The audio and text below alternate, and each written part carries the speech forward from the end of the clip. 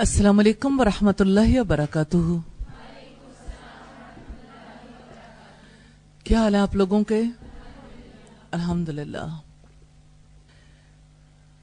نحمدہ ونصلی علی رسولہ الکریم، اما بعد فاعوذ باللہ من الشیطان الرجیم، بسم اللہ الرحمن الرحیم۔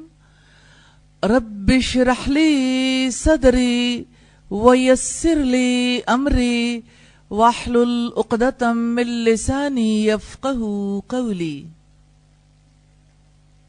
دنیا میں رہنے والے اپنی زندگی کی بسر اوقات کے لیے بہت سے کام کرتے ہیں۔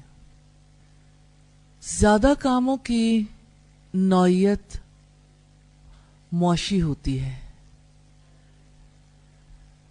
آپ اچھے طریقے سے جانتے ہیں کہ انسان کی بایولوجیکل نیڈز کے ساتھ ساتھ اس کی دوسری نیڈز بھی ہیں۔ بایولوجیکل نیڈز کو اتنا زیادہ حاوی کر لیا گیا کہ یوں محسوس ہوتا ہے کہ انسان کا صرف جسم ہے، اس کی صرف جسمانی ضروریات ہیں، اور جسمانی ضروریات کے علاوہ اس کی کوئی اور ضرورت نہیں ہے۔ یہ ایک مائنڈ سیٹ ہے جس کے تحت تعلیم کو بھی اسی مقصد کے حصول میں لگا دیا گیا۔ حالانکہ تعلیم کا بنیادی مقصد اچھے انسان کی تیاری ہے، جسے ہم اپنی اصطلاح میں صالح انسان کہتے ہیں۔ تو دنیا میں معاش کی انسان کو ضرورت ہے، لیکن جیسے اقبال کہتا ہے، عصر حاضر ملک الموت ہے تیرا، جس نے چھین لی روح تیری دے کے تجھے فکر معاش۔ کہ یہ جو دور حاضر ہے نا، یہ تیرے لیے ملک الموت کا درجہ رکھتا ہے۔ یعنی جیسے موت کا فرشتہ انسان کو زندگی سے نکال کر موت سے ہمکنار کرتا ہے نا، اسی طرح سے یہ دور حاضر ایسا ہے جس نے انسانوں کی جسمانی زندگی کے لیے اس کی روحانی موت ہی واقع کر دی ہے، اس کی عقلی اور فکری موت ہی واقع کر دی ہے۔ آج اگر تعلیم کو ہم دیکھیں تو تعلیم کا مقصد صرف اچھی جاب، اچھے بزنس کے لیے تیاری ہے۔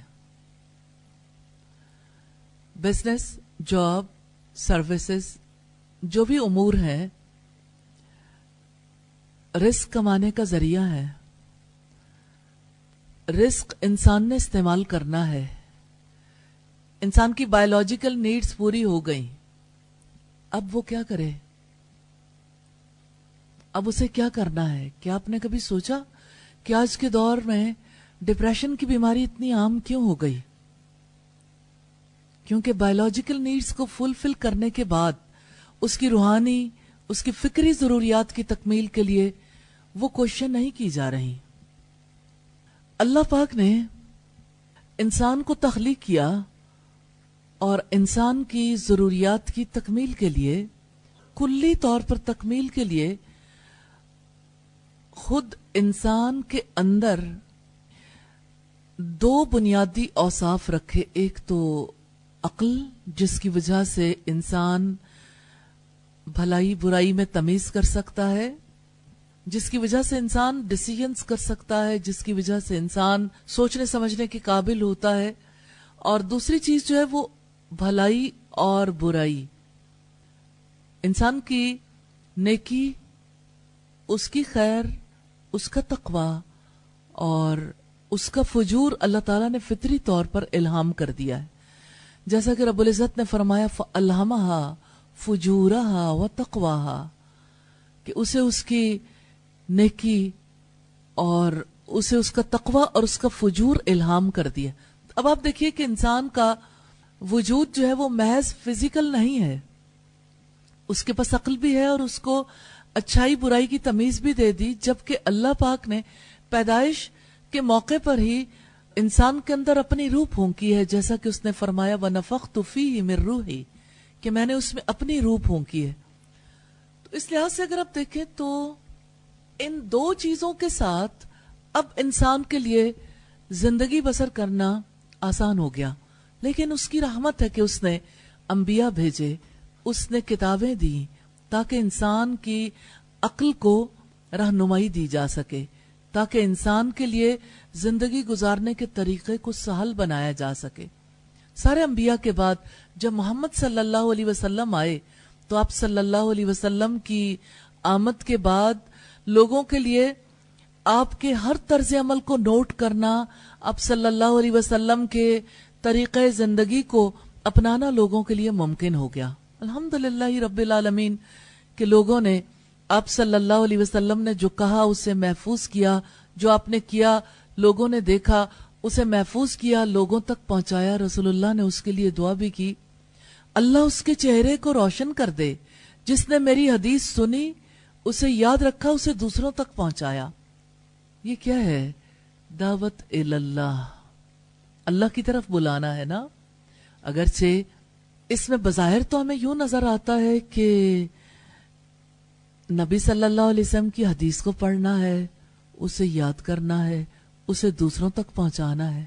تو آپ صلی اللہ علیہ وسلم دنیا میں کیا سکھانے کے لیے آئے؟ اللہ رب العزت کے ساتھ تعلق، واپسی کی تیاری، جنت میں جانے کے لیے جن اوصاف کی ضرورت ہے ان اوصاف کو سکھانے کے لیے آپ صلی اللہ علیہ وسلم آئے. اگر سادگی کے ساتھ ہم دیکھیں تو نبی صلی اللہ علیہ وسلم اس لیے آئے کہ آپ ہمیں اہل جنت کی سی زندگی سکھا سکیں، کہ ہم دنیا میں رہتے ہوئے ایسی زندگی گزارنے کے قابل ہو جائیں کہ ہم جنت میں بسائے جا سکیں. آپ جانتے ہیں کسی ملک میں رہنے کے لیے اصول و ضوابط ہوتے ہیں. تو آپ کسی ملک کی شہریت لینا چاہتے ہیں، اس ملک میں بسنا چاہتے ہیں، تو اس ملک کے اصول و ضوابط آپ کو اپنانے ہوں گے. آپ اس کے لیے حلف دیں گے، ان کی پابندی کرنے کا عہد کریں گے. اس کے بغیر آپ کو کسی جگہ کی شہریت نہیں مل سکتی. دنیا کی ہر زمین، ہر مقام کے مقابلے میں جنت اعلیٰ مقام ہے، جہاں کی زندگی ہمیشہ کی زندگی، جہاں کسی کی جوانی کو بڑھاپا نہیں آتا، جہاں کسی کی صحت کو بیماری نہیں آتی، جہاں کسی کی خوشیوں کو غم نہیں ڈستے، جہاں کی زندگی ہمیشہ کی زندگی ہے، اور جہاں پہ انسان جو چاہے پالے. ظاہر ہے کہ اس کا بھی ایک کرائیٹیریا ہے. وہاں کے رہنے والوں کے لیے بھی اصول و ضوابط ہیں. ان اصول و ضوابط کی تیاری کروانے کے لیے، ان طریقوں کو سکھانے کے لیے اللہ رب العزت کے پیغمبر آئے، اور انہوں نے ہمیں وہ حیات سکھائی جو حیات اللہ رب العزت کو پسند ہے. الحمدللہ. اور اب اگر آپ دیکھیے اپنی ذات کا معاملہ تو آپ اچھے طریقے سے سمجھ سکتے ہیں. آپ کی ذات کے لیے دو انٹرنل سپورٹرز، آپ کی عقل اور برائی بھلائی کی پہچان. دو ایکسٹرنل سپورٹرز ہیں، اللہ کے نبی، نبیوں کے بعد وہ سارے لوگ جو خیر کی کال دیتے ہیں، اور دوسری طرف انسٹرکشنل مینول، آپ کی زندگی کی کتاب، اللہ کی کتاب قرآن مجید اور محمد صلی اللہ علیہ وسلم کی سنت. کیا میں آپ سے پوچھ سکتی ہوں کہ جب کبھی باہر سے خیر کی کال دی جائے تو اندر چھپی ہوئی نیکی کے ابھر آنے کے چانسز پیدا ہو جاتے ہیں؟ کیا یہ چانسز پیدا ہو جاتے ہیں؟ کیا آپ اپنی زندگی میں ایکسپیرینس کرتے ہیں کہ جب کبھی کوئی باہر سے برائی کی کال دے تو اندر کی برائی پاپ اپ ہوتی ہے؟ اسی لیے تو اللہ کے رسول صلی اللہ علیہ وسلم نے فرمایا المرء علی دین خلیلہ، آدمی اپنے دوست کے دین پر ہوتا ہے. اس لیے ہر ایک کو چاہیے وہ ضرور دیکھے کہ اس نے کس کے ساتھ دوستی اختیار کی ہے. اسی لیے آپ صلی اللہ علیہ وسلم نے فرمایا من احب للہ وابغض للہ وآتا للہ ومنع للہ فقد استکمل الایمان. جس نے اللہ کی خاطر دیا، جس نے اللہ کی خاطر روک لیا، جس نے اللہ کی خاطر محبت کی اور اللہ کی خاطر دشمنی رکھی، اس نے اپنے ایمان کو مکمل کر لیا۔ 4 چیزیں ہیں نا، دوستی دشمنی یعنی محبت نفرت، اور لینا دینا۔ آپ جانتے ہیں یہ انسان کے ہر روز کے معاملات ہیں اور انسان کی فطرت ہے، انسان محبت کیے بنا بھی نہیں رہتا اور نفرت کیے بنا بھی نہیں رہتا۔ تو کتنا سادہ اصول ہے، دوستی دشمنی محبت نفرت، اپنے لیے نہیں اللہ کے لیے۔ اپنی شخصیت کا جائزہ ضرور لیں، کیا میری پسند ناپسند اللہ کی پسند ناپسند میں ڈھل گئی ہے؟ اور زندگی میں وہ کون سا میدان ہے جہاں پہ پسند ناپسند کی ضرورت نہیں ہوتی، سدا ہی رہتی ہے؟ اور پسند ناپسند کا پھر پتہ چلانا بھی بہت ضروری ہے۔ اور میں سمجھتی ہوں کہ بہت ساری چیزیں ایسی ہیں جن کے بارے میں شاید ہم باقاعدہ طور پر بہت کچھ کرنے کے قابل نہ ہوں، لیکن کچھ چیزیں آپ کی ہیلپ کر سکتی ہیں جن سے آپ فائدہ اٹھا سکتے ہو۔ میں کوشش کروں گی کہ آئندہ اس کے لیے ہم ضرور کام کرنے والے ہو جائیں کہ اللہ کی پسند ناپسند کو باقاعدہ طور پر سیکھنے والے بن جائیں اور رسول اللہ کی پسند ناپسند کو سیکھنے والے بن جائیں۔ ریلی زندگی ہے اسی لیے ڈیسیژن کرنا مشکل ہوتا ہے، وہ آپ نے کر لیا اللہ کے فضل و کرم سے کہ اپنے آپ کو اللہ تعالیٰ کی پسند میں ڈھالنا ہے اور جو کچھ اسے ناپسند ہے اس سے بچانا ہے۔ ایسا تو ہو گیا نا الحمدللہ۔ جب ایسا ہو گیا تو اب ضرورت اس کی ہے کہ اس کے بارے میں علم حاصل کریں۔ پھر اسی طرح سے رسول اللہ صلی اللہ علیہ وسلم کی پسند ناپسند ہے، وہ اللہ کی پسند ناپسند ہی ہے۔ اب رسول اللہ کی پسند ناپسند کو جاننا کتنا زیادہ ضروری ہے، آپ کی بنیادی نیڈ ہے۔ جیسے آپ کہتے ہیں نا، کھانا کھانا آپ کی نیڈ ہے، آکسیجن آپ کی نیڈ ہے، اور پانی پینا آپ کی نیڈ ہے۔ بایولوجیکل نیڈز اہمیت رکھتی ہیں، لیکن یہ بہت زیادہ اہمیت رکھتی ہیں، کیونکہ جب کسی کا پیارا جاتا ہے نا، اس کو تب زیادہ احساس ہوتا ہے، زیادہ بات سمجھ آتی ہے۔ جب ہم بہنیں امی جی کو غسل دے رہی تھیں تو اللہ کا شکر ہے کہ اس نے اپنے نبی کے توسط سے ہمیں یہ علم دیا کہ روح جب پرواز کر جاتی ہے تو بدن کو غسل دے کر کفن پہنا کر دفنا دینا چاہیے، اور یہ کہ روح جب چلی جاتی ہے تو ظاہر ہے کہ بدن کی صرف اتنی اہمیت ہے کہ اس بدن میں ایک روح نے قیام کیا تھا، اور اب وہ بدن مٹی میں جائے گا اور مٹی ہو جائے گا۔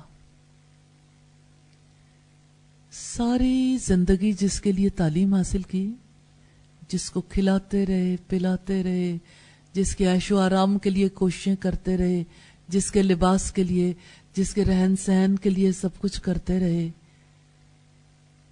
وہ بدن مٹی ہو جاتا ہے۔ لیکن اللہ کا شکر ہے کہ اللہ تعالیٰ اس روح کی وجہ سے اسے اعزاز دیتے ہیں کہ اگرچہ تجھ سے روح چلی گئی لیکن اس کے قیام کی وجہ سے تجھے غسل بھی دیں گے، تجھے لباس بھی پہنائیں گے اور تجھے عزت سے دفنائیں گے بھی۔ تو جس وقت امی جان کو غسل دے رہے تھے تو مسلسل یہی بات ذہن میں تھی کہ امی جی تو یہاں نہیں ہے، اور جو بدن ہے یہ ہمارے لیے اس لیے محترم ہے، مقدس ہے کہ اس میں زندگی کے 78 ایئرز گزارے۔ پھر اصل چیز کیا ہے؟ جسم یا روح؟ جسم کی زندگی بہت تھوڑی ہے، جس کی نیڈز کے لیے ساری دنیا کام کرتی ہے۔ اور میں آپ کو مبارکباد دینا چاہتی ہوں، آپ وہ خوش قسمت لوگ ہیں کہ اللہ تعالیٰ نے لوگوں کی روحانی، عقلی، فکری نیڈز کے لیے جو کام کرنے کی ضرورت ہے اس کے لیے آپ کا انتخاب کیا، آپ کو اس کے لیے علم دیا جا رہا ہے. اس علم کے لیے ہمارے پاس اللہ تعالیٰ کی، نبی صلی اللہ علیہ وسلم کی اور اسلاف کی رہنمائی ہے. لیکن کوئی ایسا فرد نہیں ہے اس دھرتی میں جس کی تقدیر میں لکھا ہوا نہ ہو اور کوئی اس کو یہ علم دے سکے. جس کی تقدیر میں نہ ہو اور کوئی اس کو ان ضروریات کو پورا کرنے کے لیے تیار کر بھی دے تو وہ ضروریات پورا نہیں کرے گا. انسان کی ضرورت ہے نا، اس کی روحانی ضروریات ہیں، اس کی عقلی اور فکری ضروریات ہیں، جس کے لیے اسے علم کی بھی ضرورت ہے، جس کے لیے اسے عمل کی بھی ضرورت ہے، جس کے لیے اسے یقین کی بھی ضرورت ہے. تو ان ضروریات کے لیے آپ نے کام کرنا ہے، اور اس کام کو دعوت اللہ کا کام کہتے ہیں. دعوت اللہ کا کام ہے. الحمدللہ. تو آپ دیکھیں کہ ایک دائی کیا کام کرتا ہے؟ کال دیتا ہے. جب وہ کال دیتا ہے تو اس کی کال کے نتیجے میں یا تو کسی کے اندر سے نیکی پاپ اپ ہوتی ہے اور وہ باہر آ جاتی ہے، اور اگر اللہ نے اس کے لیے طے نہ کر رکھا ہو، وقت مقرر ہے، اگر اس کا وقت نہیں آیا تو اس کی نیکی باہر نہیں آتی. ہاں، ایک بات ضرور ہے، جو نیکی کو ابھارنے کے لیے کوشش کرتا ہے اس کو اجر مل جاتا ہے، اس کی مزدوری اسے مل جاتی ہے. یہ کتنی بڑی بات ہے نا کہ اللہ پاک اس کے کام کا کوئی نتیجہ نہ نکلے تب بھی اس کے کام کو قبول کرتا ہے، کیونکہ اس نے اخلاص کے ساتھ انسانی ہمدردی کے تحت لوگوں کی فلاح کے لیے، لوگوں کی ویلفیئر کے لیے، حقیقی ویلفیئر کا کام کیا ہے. اس میں کوئی شک نہیں کسی کی بھوک مٹانے کے لیے کام کیا جائے، ویلفیئر کا کام ہے، کسی کو لباس پہنانے کے لیے، کسی کی دوا کے لیے، لیکن حقیقی ویلفیئر کسی کی یہی ہے کہ اس کا تعلق اس کے رب سے جوڑ دیا جائے اور اس کو جنت کے لیے تیار کیا جائے. تو جو لوگ یہ ویلفیئر کا کام کرتے ہیں وہ دائی اللہ کہلاتے ہیں، دعوت اللہ کا کام کرتے ہیں. آپ لوگوں میں سے کتنے لوگ ہیں جن کا دل چاہتا ہے کہ وہ ہر ایک کے اندر سے نیکی کو کال دیں، اس کے اندر کی نیکی ابھارنے کی کوشش کریں؟ ہم نے پہلے بھی اس بارے میں دیکھا نا کہ انشاءاللہ نیکی ابھارنے کے لیے ہم مشکل میدان کا انتخاب نہ کریں. آج کا انسان مصروف بھی ہے، آج کا انسان بہت باطل نظریات، باطل شبہات کا شکار بھی ہے، لیکن اللہ کا شکر ہے کہ وہ اللہ سے تھوڑی صحیح زیادہ صحیح محبت کرتا ہے. ابھی لنک جڑا ہوا ہے، ابھی رسول اللہ سے تعلق برقرار ہے، اور ابھی اس کتاب سے محبت ہے، کم از کم اس کتاب سے عقیدت کا رشتہ ہے. جیسے ممتاز مفتی لکھتے ہیں کہ میری بیوی کا جذبہ احترام مجھے اس کتاب کے قریب نہیں آنے دیتا. میں چاہتا ہوں قرآن کو اپنی بیڈ بک بنا لوں کہ میں اسے قریب رکھوں، جب بھی مجھے ضرورت پڑے میں اسے کھولوں اور اپنی زندگی کے بارے میں رہنمائی لے لوں. لیکن میری بیوی کہتی ہے اللہ کی کتاب ہے، اسے یہاں نہیں رکھا جا سکتا، بے ادبی ہوگی. وہ اسے اٹھاتی ہے، اسے اتنا اوپر رکھ دیتی ہے کہ وہ میری پہنچ سے باہر چلا جاتا ہے. تو وہ یہ لکھتے ہیں کہ میری بیوی کا جذبہ احترام مجھے قرآن کے قریب نہیں آنے دیتا. تو یہ بھی بات آپ جانتے ہیں کہ لوگ کس وجہ سے اللہ کی کتاب سے دور ہیں. بہت ساری وجوہات میں سے ایک آرٹیفیشل احترام ہے. معذرت کے ساتھ آرٹیفیشل اس لیے کہ حقیقی احترام یہ ہے کہ جو کتاب میں ہے اس کا احترام کریں. جو کچھ اللہ تعالیٰ نے ہم سے چاہا اس کو ہم جانیں، اس کو سمجھیں، اس پر عمل کریں اور اس میسج کو دوسروں تک پہنچائیں. تو اللہ رب العزت نے الحمدللہ یعنی یہ کام جب لینا چاہا تو اب آپ دیکھیے، آپ سادگی کے ساتھ کسی سے قرآن کا ایک لفظ لکھوانے میں کامیاب ہوتے ہیں تو اس کا مطلب یہ ہے کہ آپ نے رسی ہاتھ میں پکڑانے کی کوشش کی ہے. لیکن ابھی مضبوطی سے تو نہیں تھامی گئی، لیکن آپ کو ہوپ لگ گئی ہے. انشاءاللہ آپ اس سے ایک آیت لکھوائیں، آپ اس سے ایک سورت لکھوائیں، آپ اس سے پورا پارا لکھوا لیں یا پورا قرآن لکھوا لیں. ممکن ہے، مشکل نہیں ہے. لیکن ایک بات ضرور ہے، جتنا آپ لکھوائیں اتنا ہی ساتھ اس کو پڑھائیں بھی، اتنا ہی اسے سنوائیں بھی. کوئی اچھی چیز سنوا دیں، کوئی اچھی چیز دکھا دیں، کوئی اچھی چیز پڑھوا دیں، تعصب سے ہٹا دیں. ریلی لوگ تعصب کا شکار ہو گئے نا، کون سے فرقے سے ہیں، فرقہ بندی کی وجہ سے اس قدر زیادہ تکلیف ہے، اور اسی فرقہ بندی سے دشمن نے بہت فائدہ اٹھایا. تو فرقوں سے ہٹ کے قرآن پر کسی کے اختلاف ہی نہیں. ریلی کوئی دنیا کا مسلمان ایسا نہیں جس کو قرآن پر ایمان نہ ہو. اگر وہ مسلمان ہے تو ایمان ہے. اور قرآن دنیا کی سب سے زیادہ پڑھی جانے والی کتاب ہے آج بھی، اور سب سے زیادہ چھپنے والی کتاب ہے آج بھی، اور سب سے زیادہ بکنے والی کتاب بھی ہے آج بھی.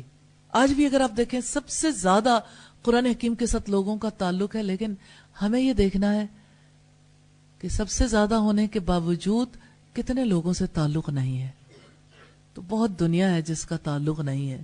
اس وجہ سے انشاءاللہ تعالی اللہ کی رحمت سے یہ کام کرنا ہے. اچھا اب آپ مجھے یہ بتائیے، پوچھنا مجھے آپ سے یہ ہے، خیر کی کال آپ دیں گے، خیر کیسے ابھرے گی؟ آپ نے کیا ابھارا؟ قرآن لکھوا کے، قرآن پڑھوا کے، کیا چیز ابھاری؟ خیر کون سی ابھرے گی؟ کیا چیز ان کے دل کے اندر سے آپ ابھارنا چاہتے ہیں؟ کسی چیز پہ تو فوکس کریں گے نا. وہ کیا چیز ہے جو ابھر سکتی ہے؟ جی اچھا آپ کہتے ہیں رب کے ساتھ تعلق. جی اچھا آپ کہتے ہیں غور و فکر کرنے کے لیے طلب پیدا ہوگی. جی اچھا تقوی کی. جی شوق، ٹھیک ہے. جی پیچھے خیر بالقوہ کو. جی ٹھیک ہے. میں وہی پوچھنا چاہ رہی ہوں وہ خیر کون سی ہے جو باہر آئے گی صرف لکھنے سے؟ وہ خیر پن پوائنٹ کر کے اگر بتا دیں. مثلا ایک نیا فرد ہے، آپ اسے ترغیب دلا رہے ہیں قرآن لکھنے کے لیے، اب وہ کیا چیز لکھے گا تو اس کے اندر سے کیا چیز ابھرے گی؟ جی نہیں، جو خیر آپ نے ابھاری ہے نا وہ خیر مجھے بتائیے. دیکھیں آپ فوکس نہیں ہوں گے نا آپ یہ کام نہیں کر پائیں گے. جی کیونکہ آپ پھر ادھر ادھر کی بات زیادہ کریں گے. فوکسڈ ہو گئے، صرف اتنی بات کرنی ہے. جی پیچھے سے.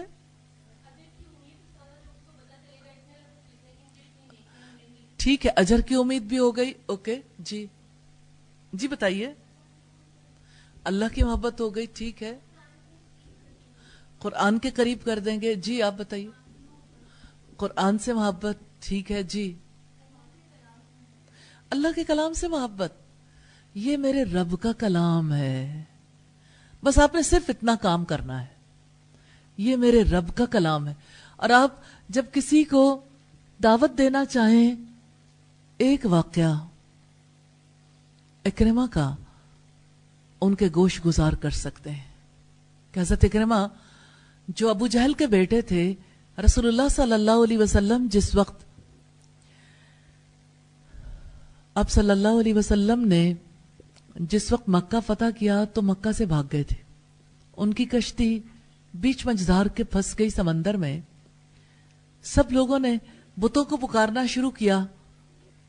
پھر انہوں نے دیکھا کہ لوگوں نے بتوں کو پکارنا چھوڑ کر ایک اللہ کو پکارنا شروع کر دیا، ایک اللہ سے دعا کرنی شروع کی. تو اکرمہ کے دل پر دستک ہوئی کہ یہی وہ بات ہے جو محمد بھی کہتا ہے، اللہ تو اگر مجھے بچا لے، اللہ تو اگر مجھے ایک بار بچا لے تو میں محمد کے ہاتھ پہ جا کے اسلام قبول کر لوں گا. اور اللہ پاک نے بچا دیا. انہوں نے اسلام قبول کیا. اور پھر جب بھی وہ قرآن پکڑتے تھے تو کہتے تھے یہ میرے رب کا کلام ہے، یہ میرے رب کا کلام ہے. اصل میں یہی میسج ہے جو انشاءاللہ آپ نے دینا ہے. یہ میرے رب کا کلام ہے، یہ میرے رب کا کلام ہے. اگر لوگ اسے رب کے کلام کے طور پر سوچنا شروع ہو گئے تو کوئی چینج آئے گی؟ کیا یہ خیر کی بات ہے؟ یہی خیر کی بات ہے. پہلی بات تو یہی ہے نا کہ وہ اسے شعوری طور پر قبول کر لیں یہ میرے رب کا کلام ہے، اور اگلا کام انہیں کرنے دیں. اعوذ باللہ ضرور پڑھوائیں، اعوذ باللہ کے بغیر کچھ بھی نہ لکھیں، باوضو ہو کر لکھیں، بسم اللہ پڑھ کر لکھیں، لیکن بہت زیادہ باتیں انہیں فائدہ نہیں دیں گی. واقعات فائدہ دیں گے، سٹوریز، قرآن سے محبت کی. یہ قرآن ہے، اس کے ایک حرف پر 10 نیکیاں ملتی ہیں پڑھنے سے. یہ قرآن ہے جو آپ کے حق میں گواہی بن جائے گا. آپ کے ہاتھ اس کو لکھیں گے، آپ کے ہاتھ گواہی دیں گے، یہ کلام گواہی دے گا. اور یہ خوش نصیب لوگوں کو موقع ملا کہ وہ قرآن کو اپنے ہاتھ سے لکھیں. اور پھر اگلا سٹیپ ہے اس قرآن کو پڑھنے کا، کہ جب لکھیں گے، اسے پڑھیں گے، تو انشاءاللہ تعالی ان کو یہ پتا چلے گا یہ میرے رب کا کلام ہے، یہ میرے رب کی بات ہے. اگر کوئی اپنے رب کے کلام کو پہچاننے کے قابل ہو جائے، دیکھیں یہ انفارمیشن سب کو ہے، اللہ کا کلام ہے، لیکن کوئی اسے اپنے لیے ضروری خیال نہیں کرتا. اگلی بات، اگلا کام تو آپ نے کرنا ہے نا انشاءاللہ. اور آپ نے یہ حدیث سنانی ہے، یہ قرآن اللہ کی رسی ہے جس کا ایک سرا اللہ تعالیٰ کے ہاتھ میں ہے اور دوسرا سرا بندے کے ہاتھ میں. تو آپ نے یہ میسج دینا ہے، اس رسی کو پکڑ لیں. لیکن کب؟ جب آپ رب کے کلام کو پڑھوائیں گے، تھوڑا سا پڑھوائیں گے.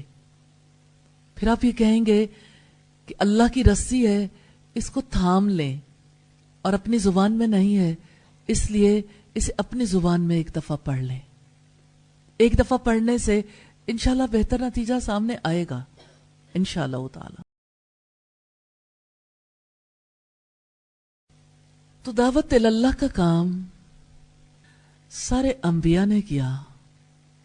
محمد صلی اللہ علیہ وسلم نے جو کام کیا وہ محفوظ ہو گیا، کیونکہ لوگوں نے اسے سنا، اسے یاد رکھا، دوسروں تک پہنچایا. اللہ تعالی ہمیں بھی ایسے کام کرنے کی توفیق دے. اور پھر آپ کے بعد آنے والوں نے دعوت اللہ کا کام کیا. بہت زیادہ ہمارے لیے سپورٹ ثابت ہوتے ہیں وہ واقعات جو دعوت اللہ کے واقعات ہیں. میں ایک ایسا واقعہ ضرور آپ کے سامنے رکھنا چاہتی ہوں، اگرچہ میں بہت بار آپ کو یہ واقعہ سنا چکی ہوں، لیکن آج اس کا ایک اور اینگل سامنے رکھنا چاہتی ہوں، کیونکہ دعوت اللہ کے میدان میں یہ مواقع ضرور آتے ہیں، اور اگر ہمیں سیرت کی روشنی میں اس کا حل پتہ چل جائے، اور یہ بہت سادگی کے ساتھ بہت پیارا حل ہے، اگر اس کا حل پتہ چل جاتا ہے تو کام کتنا آسان ہو جاتا ہے. یہ اسلام کے بالکل ابتدائی دور کا واقعہ ہے. طفیل بن عمرو دوسی مکہ آئے، قبیلہ دوس سے تعلق رکھتے تھے. جب وہ مکہ آئے تو انہیں لوگوں نے کہا اس شخص کی بات نہ سننا، یہ بے دین ہو گیا، یہ لوگوں کے ذہن بدل دیتا ہے، لوگ اپنے دین کو چھوڑ دیتے ہیں، اس کی بات نہ سننا. طفیل نے سوچا میں شاعر ہوں، جوان آدمی ہوں، میرا کوئی کیا کر لے گا، کیوں نہ میں اسے دیکھ لوں، کیوں نہ میں اسے سن لوں کہ اس میں ہے کیا. آخر نبی صلی اللہ علیہ وسلم کی زبان سے قرآن حکیم کی آیات سنی، متاثر ہو گئے اور انہوں نے اسلام قبول کر لیا. کتنے خوش نصیب لوگ تھے. حقیقت یہ ہے کہ جب مدعو کی مشکلات کو دور کر دیا جائے نا، مدعو سے کہتے ہیں جس کو دعوت دی جاتی، جب اس کی مشکل کو دور کر دیتے ہیں نا آپ، تو وہ قبول کرنے کے لیے اسٹیپ اہیڈ آ جاتا ہے. اور طفیل بن عمرو نے بھی جب اسلام قبول کیا تو آپ صلی اللہ علیہ وسلم نے اس کی مشکل کو دور کر دیا تھا. اللہ پاک نے اس کے لیے آسانی پیدا کر دی تھی. اس نے قرآن حکیم کی آیات سنی، سمجھی، چونکہ اس نے نیت کی تھی نا، ارادہ کیا کہ سنو تو صحیح ہے کیا. ارادہ کیا تو اللہ نے توفیق بھی دے دی الحمدللہ. اس کے بعد وہ اپنے قبیلے میں واپس گئے، یعنی قبیلہ دوس میں، اور انہوں نے اپنے قبیلے کے لوگوں کو توحید کی دعوت دی، وہی آیات پڑھ کر سنائی، اور وہی آیات، وہی پیغام اپنے قبیلے کے لوگوں کو بھی دیا۔ ہوا یہ کہ 80 گھرانوں نے اسلام قبول کر لیا۔ اب اتنی بڑی تعداد میں لوگ مسلمان ہو چکے تھے، لیکن ابھی بہت زیادہ افراد باقی تھے۔ جب ابتدائی دور تھا، توحید کی دعوت دی تو یوں نہیں ہوا کہ فوری طور پر سب نے اسلام قبول کر لیا۔ شروع میں انہوں نے سرکشی کی تھی اور نئے دین کو قبول کرنے سے انکار بھی کیا تھا۔ ظاہر ہے آپ بھی جانتے ہیں کنڈیشننگ ہو جائے کتنا مشکل ہو جاتا ہے اس سے نکلنا۔ یعنی اگر کوئی کسی عادت کا شکار ہے تو ایک عادت چھوڑنا بھی بہت مشکل ہے، کہاں پوری زندگی کا نظام ہی چھوڑ دیں۔ پھر طفیل بن عمرو ایک بار پھر مکہ میں آئے، نبی صلی اللہ علیہ وسلم کے پاس پہنچے۔ انہوں نے کہا اللہ کے رسول، قبیلہ دوس سرکش ہو گیا، آپ ان کے لیے بد دعا کر دیں۔ یہ وہ اینگل ہے میں آپ کے سامنے رکھنا چاہتی تھی۔ پہلی بات اس حوالے سے آپ صلی اللہ علیہ وسلم نے ہاتھ اٹھا دیے، اور ہاتھ اٹھا کر آپ نے فرمایا اللہم اہدی دوسن، اللہم اہدی دوسن، اللہ دوس کو ہدایت دے دے، اللہ دوس کو ہدایت دے دے۔ اس کے بعد آپ نے طفیل بن عمرو کی طرف رخ کیا اور آپ نے کہا اپنی قوم کی طرف واپس جاؤ، انہیں حق کی طرف بلاؤ اور ان سے نرمی کا سلوک کرو۔ یہ دعوت اللہ کے 2 پوائنٹس ہیں جو میں نے اس وقت سامنے رکھے ہیں۔ سرکشی کی شکایت کے جواب میں ہدایت کی دعا ہے نا، تو آپ نے دعوت اللہ کا کام کرنا، ہدایت کی دعا جانے سے پہلے بھی، اور جب کوئی سرکشی کا مظاہرہ کرے اس موقع پر بھی انشاءاللہ تعالی۔ تو آپ صلی اللہ علیہ وسلم نے ہدایت کی دعا کی۔ آپ دعوت اللہ کا کام کرنا چاہتے ہیں، یاد رکھیے دعا پہلی ضرورت ہے، ہدایت کی دعا کریں اور کرتے ہی رہیں۔ جتنی آپ ہدایت کی دعا کریں گے اللہ تعالیٰ اتنی آسانیاں پیدا کر دیں۔ اور دوسری بات، دوسرا اس کا پہلو ہے، دوسرا اس کا اصول ہے جو آپ نے کام کرنا ہے، جو نبی صلی اللہ علیہ وسلم نے حضرت طفیل بن عمرو کو سکھایا تھا کہ آپ اپنی قوم کی طرف واپس جاؤ اور ان سے نرمی کا سلوک کرو۔ نرمی، سرکشی، سختی اختیار نہیں کرنے۔ ارجع الی قومک، اپنی قوم کی طرف واپس جاؤ۔ کیا آپ کو ان الفاظ سے محبت ہے؟ ارجع الی قومک، اپنی قوم کی طرف واپس جاؤ۔ فدعوہم ورفق بہم، کہ انہیں دعوت دو اور ان کے ساتھ نرمی اختیار کرو۔ یہ سیرت ابن ہشام کی روایت ہے، والیوم 1 پیج 409۔ فدعوہم ورفق بہم، تو آپ نے کام کیا کرنا ہے؟ آپ نے دعوت دینی ہے، نرمی سے کام لینا۔ پہلا اصول کیا ہے؟ جی بتائیے۔ ہدایت کی دعا کرنی ہے، انشاءاللہ ہدایت کی دعا کرنی ہے، ٹھیک ہے؟ یہ اللہ تعالیٰ کا احسان ہے۔ دیکھیے کبھی غلطی پر آپ انٹروورٹ نہ ہو جایا کریں، غلطی ہو جاتی انسانوں سے، استادوں کا یہی کام ہے، سکھانے کے لیے آتے ہیں، اس پر اللہ کا بھی شکر ادا کرنا چاہیے اور انسانوں کا بھی شکریہ ادا کرنا چاہیے۔ تو دوسرا اصول ہے نرمی، نرمی اختیار کرنا۔ اس کے بعد کیا ہوا؟ طفیل بن عمرو اپنے قبیلے کے لوگوں کے پاس گئے اور رسول اللہ کی نصیحت کے مطابق انہوں نے قبیلے کو نرمی اور شفقت سے اسلام کی طرف بلایا۔ اس کا نتیجہ یہ ہوا پورے قبیلے نے اسلام قبول کر لیا، اور حضرت ابو ہریرہ رضی اللہ تعالی عنہ اسی قبیلے سے تعلق رکھتے ہیں۔ کیا آپ امیجن کر سکتے ہیں؟ سب سے زیادہ روایات حضرت ابو ہریرہ سے ہیں، یعنی دوس قبیلے کی سب سے زیادہ روایات ہیں۔ حدیث میں سب سے زیادہ روایت کرنے والے راوی حضرت ابو ہریرہ ہیں۔ تو اس سے آپ اندازہ کر سکتے ہیں کہ ایک شخص ہدایت کی دعا کرواتا ہے۔ میں ایک اور چیز آپ کے سامنے واضح کرنا چاہتی ہوں۔ طفیل بن عمرو نے خود ہدایت کی دعا کی تھی یا بد دعا کرنے کے لیے کہا تھا؟ جی کیا کریں؟ ہاں، طفیل بن عمرو نے رسول اللہ سے ریکویسٹ کی تھی کہ آپ اس قبیلے کے لیے بد دعا کریں۔ میں اس کے توسط سے یہ بات آپ کے سامنے رکھنا چاہتی ہوں کہ اتنا زیادہ انسان ریاکشنری ہو جاتا ہے، دائی کے اندر یہ ریاکشنز لگتے ہیں کہ بس یہ ماننے والے ہیں ہی نہیں, انہوں نے نہیں قبول کرنا. لیکن میں آپ کے سامنے یہ پہلو بھی رکھنا چاہتی ہوں کہ جیسے طفیل بن عمر نے دعا کروائی تھی, اسی طرح سے آپ بھی دعا کروائیں, کریں بھی کروائیں بھی. اب آپ دیکھیں کہ ایک شخص کا دعا کرنا بہت بڑی بات ہے, لیکن اللہ کے رسول کا دعا کرنا زیادہ بڑی بات ہے نا. تو اللہ کے رسول صلی اللہ علیہ وسلم کی دعا تھی دوس قبیلے کے لیے, جس کی وجہ سے دوس قبیلہ پورے کا پورا مسلمان ہو گیا الحمدللہ. لیکن ہمت حضرت طفیل بن عمر دوسی نے کی الحمدللہ, کوشش کی نا, کوشش کرنے والے وہ تھے. اس موڑ پر اب یہ تیسری بات آپ کے سامنے آ گئی کہ اپنے استاد سے دعا کروانی بھی ہے. تیسرے نمبر پر لکھیے, استاد سے دعا کروانی ہے. کیوں؟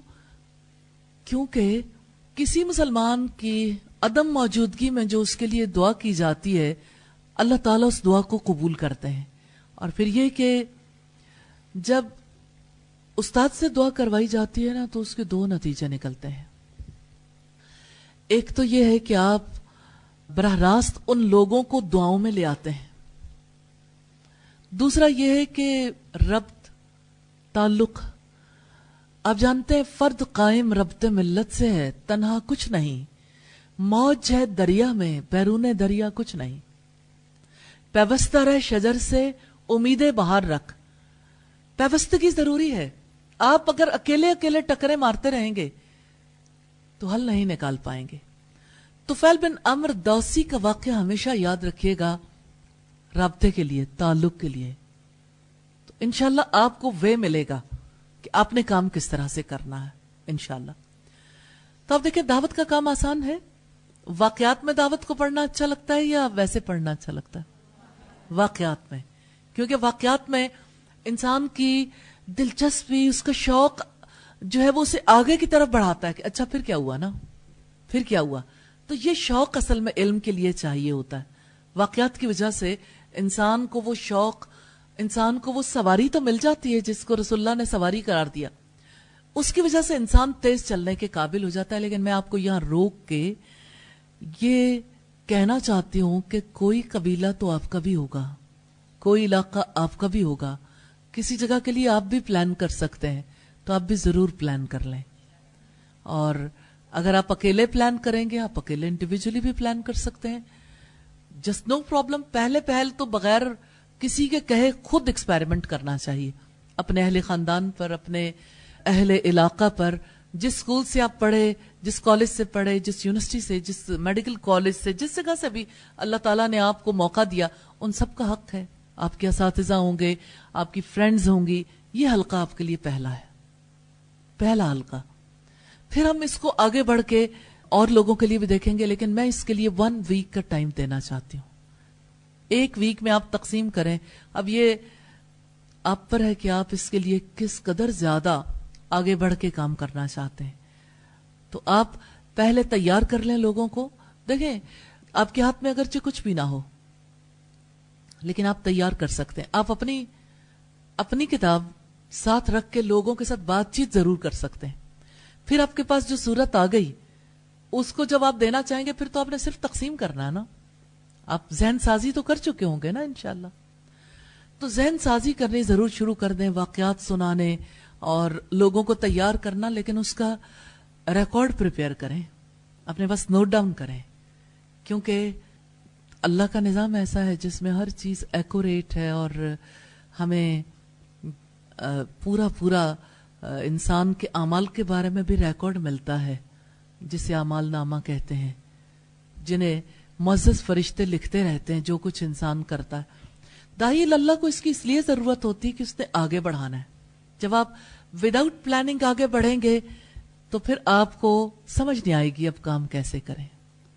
تو آپ لوگ میں سے جو اجر لینا چاہتا ہے وہ اس ریکارڈ کے لیے ایفرٹ کر سکتا ہے, اسے پریپیئر کر سکتا ہے. کوئی ٹیبل, کوئی اور ایسی چیز جس میں سب لوگ اپنے اپنے لوگوں کے نام فل کریں. آپ کی نوٹ بک بھی ہو سکتی ہے, اینی تھنگ, جو بھی چھوٹی نوٹ بک بنا لیں. کوئی ایسے 2 پیپر اپنے پاس رکھ لیں جس پہ لکھیں, لیکن ایسی چیز ہو جو ہر وقت آپ کے پاس ہو.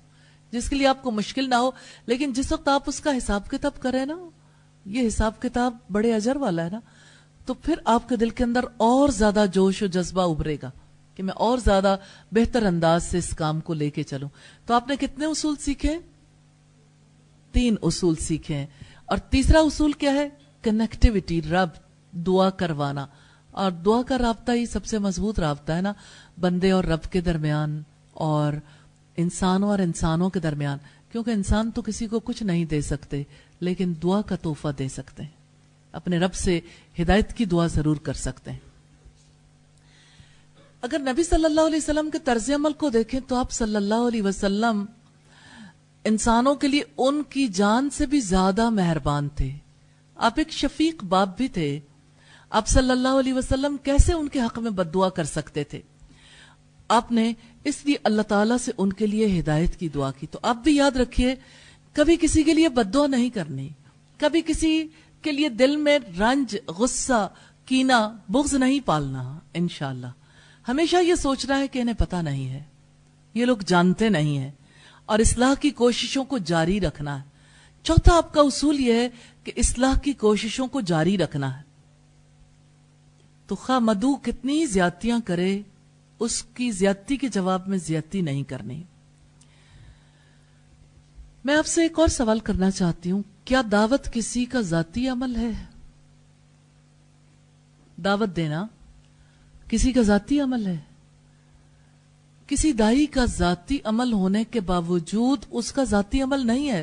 دراصل اللہ تعالیٰ کے حکم کی تعمیل ہے، اللہ کے حکم کی تعمیل ہے، اور یہ بندوں کے لیے اللہ تعالیٰ کی جانب سے نمائندگی ہے. اس وجہ سے بد دعا کی گنجائش نہیں بنتی، بد دعا کی گنجائش نہیں.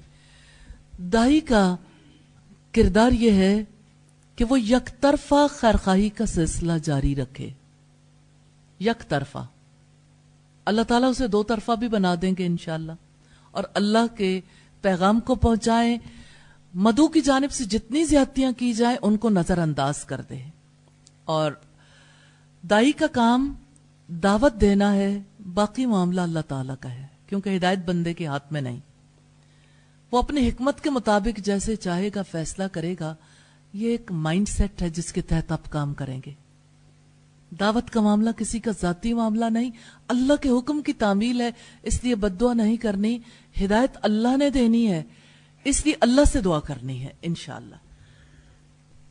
ایک دفعہ آپ صلی اللہ علیہ وسلم نے اپنے ایک صحابی کو دعوتی مشن پر بھیجا اور کہا کہ تمہارے توسط سے اگر ایک آدمی ہدایت پا جائے تو تمہارے لیے سرخ اونٹوں سے زیادہ قیمتی ہے. اے علی، اگر تمہارے توسط سے ایک فرد ہدایت پا جائے تو تمہارے لیے سرخ اونٹوں سے زیادہ قیمتی ہے. یاد رکھیے گا، اور یہ بڑا اہم اصول ہے کہ دعوت کا معاملہ مدعو سے پہلے خود داعی کا معاملہ ہے. یعنی داعی کے لیے، دعوت دینے والے کے لیے یہ نفع بخش تجارت ہے. اس کو اپنے لیے نفع بخش تجارت سمجھنا ہے انشاءاللہ، اور اللہ سے دعا کرنی ہے کہ یا اللہ مجھے اس کا فہم عطا کر دے. کبھی کسی تاجر کو دیکھا ہے کہ وہ اپنے گاہک کے حق میں بد دعا کرے؟ وہ گاہک کو کیسے ویلکم کرتا ہے. گاہک کچھ نہیں خریدتا تب بھی وہ گاہک کو اچھے طریقے سے رخصت کرتا ہے، کیونکہ اسے امید ہوتی ہے اب کی بار نہ صحیح پھر آ جائے گا، کیونکہ اس نے تو تجارت کرنی ہے نا. تو آخری حد تک تجارت کرنے والا پر امید رہتا ہے، تو آپ نے بھی آخری حد تک پر امید رہنا ہے انشاءاللہ تعالی. سبحانک اللہم و بحمدک نشہد ان لا الہ الا انت نستغفرک و نتوب الیک. السلام علیکم ورحمۃ اللہ وبرکاتہ.